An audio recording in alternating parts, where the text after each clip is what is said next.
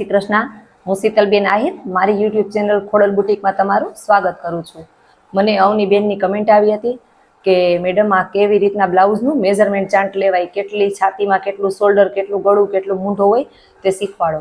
તો બેટા ચાલો આજે હું તમને એ શીખવાડું છું। આપણે આજે 28 છાતીથી ચાલુ કરશું। જો તમારે છાતી 28 હોય તો તેમાં શોલ્ડર 5 લેવું અને ગળું આપણે 2 અને જો તમે મૂંઢો આપણે તેમાં 5 લેવું। આપણે 28 છાતીમાં 5 નું શોલ્ડર, 2 નું ગળું અને 5 નો મૂંઢો, એટલે આર્મોલ પણ કહેવાય અને મૂંઢો પણ કહેવાય, પણ જે ગુજરાતીમાં હું તમને સમજાવીશ તો તમને વધારે સમજાશે। હવે આપણે છાતી આપણે 30 છે તો 30 છાતીમાં પણ 5 શોલ્ડર,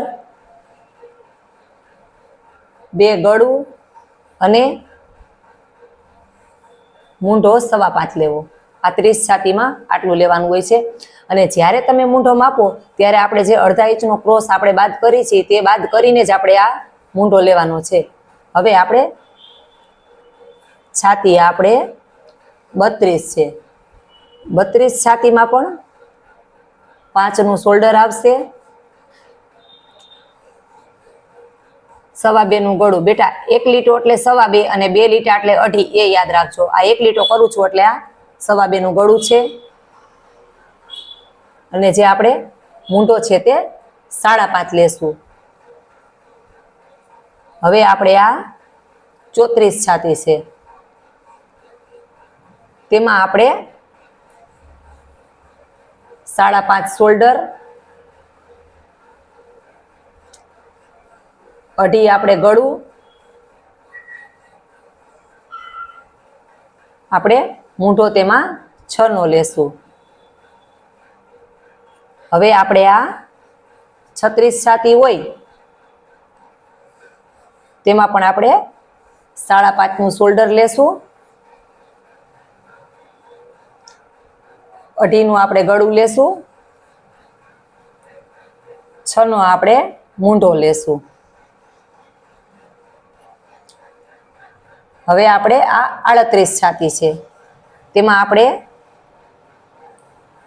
6 નું શોલ્ડર લેશું અને આપણે જે 38 છાતી છે તેમાં આપણે 3.25 નું ગળું આવશે। તમે યાદ રાખજો બેટા, 1, 2 ને 3 લીટા આવે છે એટલે તે 3.25 નું ગળું છે અને તેમાં આપણે છે તે 6 નો લેશું। હવે આપણે આ 40 છાતી છે, 40 છાતીમાં પણ 6 નું શોલ્ડર અને 3.25 નું ગળું અને તેમાં આપણે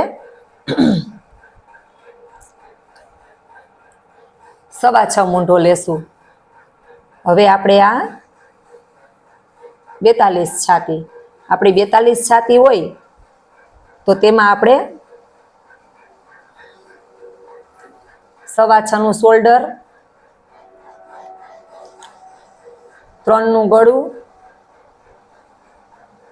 અને મૂંઢો 6.5 લેશું। હવે આપણે 44 છાતી હોય તો,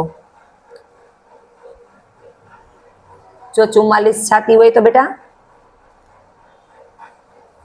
6.5 શોલ્ડર, 3.25 ગળું અને 6.5 મૂંઢો। બેટા આ મેં તમને ડીપ નેક ના સમજાવ્યું છે, આ બોટ નેક નથી। જ્યારે તમારું ગળું આમાં 9, 10, 11, 12 આ રીતના ગળું ઉતરશે આ એનું મેઝરમેન્ટ છે। બોટનેકમાં હું તમને પછી નિરાતે સમજાવીશ પાછું એક દિવસ કે બોટનેક ગળું હોય તો કેટલું લેવું। આ તમે ડીપ નેક કરશો, ગળું 9, 10, 11, 12, 8 હશે તોય પણ ચાલશે। તેમાં તમારે આ મેઝરમેન્ટથી જો તમે લેશો તો તમારે કોઈ દિવસ ભૂલ નહીં પડે। બેટા બધા આમાં એક સ્ક્રીનશોટ લઈ લેજો। અને અવનીબેનની કમેન્ટ હતી, અવનીબેન મેં તમને આજે આ શીખવાડ્યું છે, બસ આવી જ રીતના મને સપોર્ટ કરતા રહેજો। અને જો તમને મારો વિડીયો ગમ્યો હોય તો લાઈક કરો, શેર કરો, સબસ્ક્રાઈબ કરો। ધન્યવાદ।